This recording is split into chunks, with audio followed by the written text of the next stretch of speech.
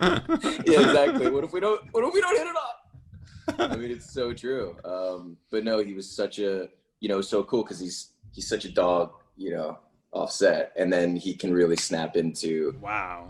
Yeah, it's pretty incredible. He's so smart. What drew you to the role? Why'd you do it?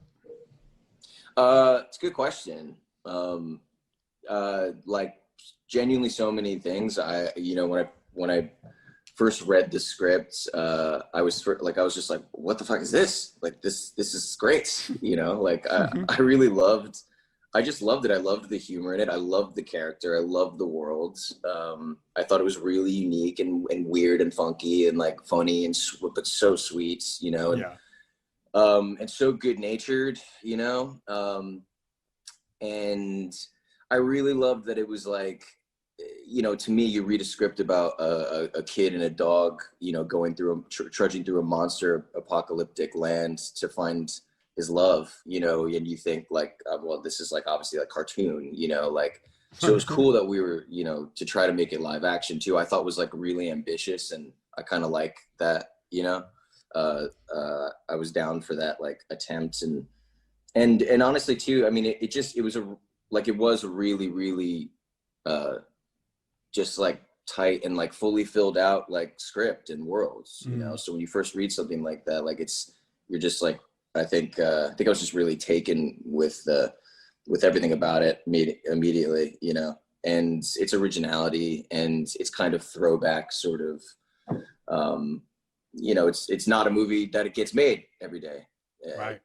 now, and I was really like happy to try to be a part of that too, and have it get made, and I don't know, I think there's an aspect to things now, as I get older, like the things that I want to do, like I just think that there's a piece of like the direction that the industry is going in.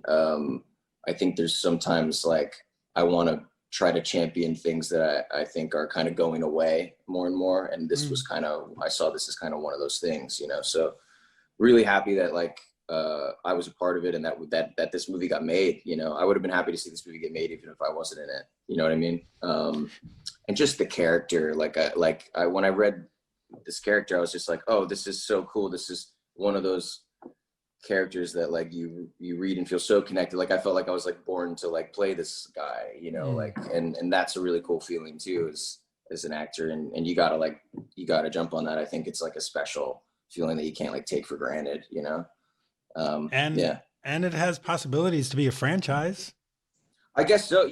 What's funny about that is like one of the things that I also loved about it originally was that I didn't think that. I thought the opposite. I was like, what an amazing, just like singular, like one, like told through, just like act one, act two, act three, Right. close and curtain, and what a beautiful, fun little story.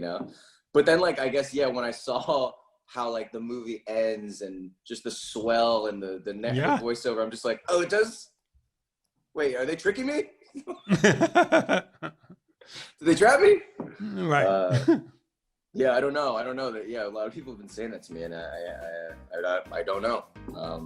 I would kill to like play that guy again. So and be with those people again too. It was just so much fun. So Another movie you have coming up, Infinite, with Mark Wahlberg.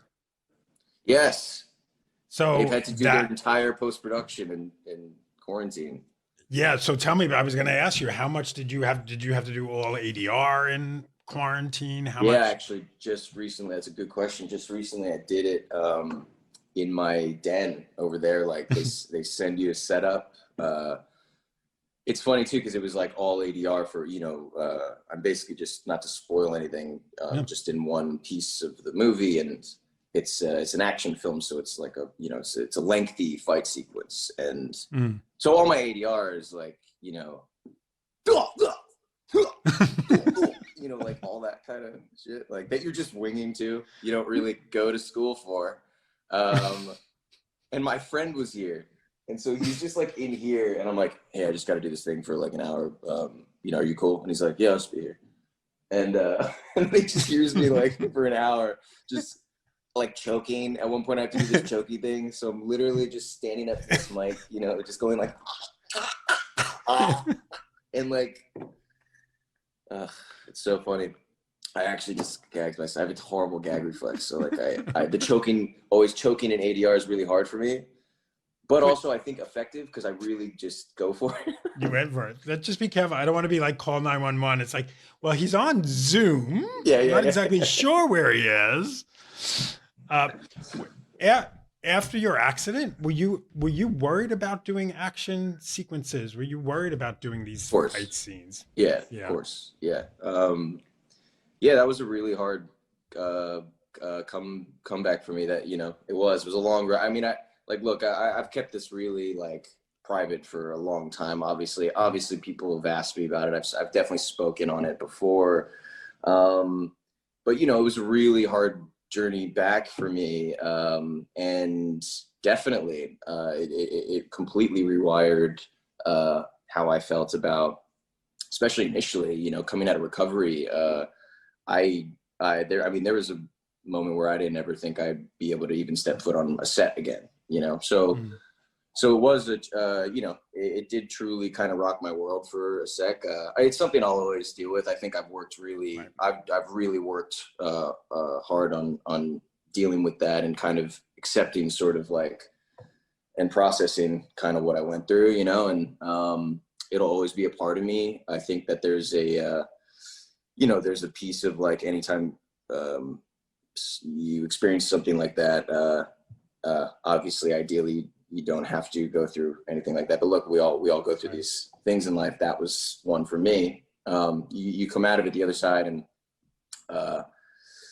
you can focus on like things that it changed about you in a positive way, or you can really dwell on how it changed you in negative ways. And I think that a big piece of my recovery eventually was really accepting that this was a part of me, and that's it did change me, and that's just sort of that's been my path, and that's who I am now. Right. And it's also informed me in a lot of really good ways. I'm hyper vigilant on set.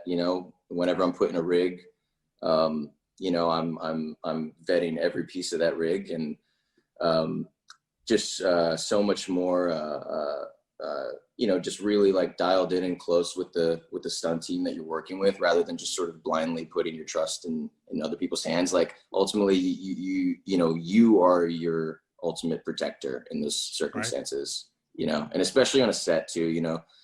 I really do think that health and safety on a set is paramount, and often sometimes something that can truly get lost in the folds.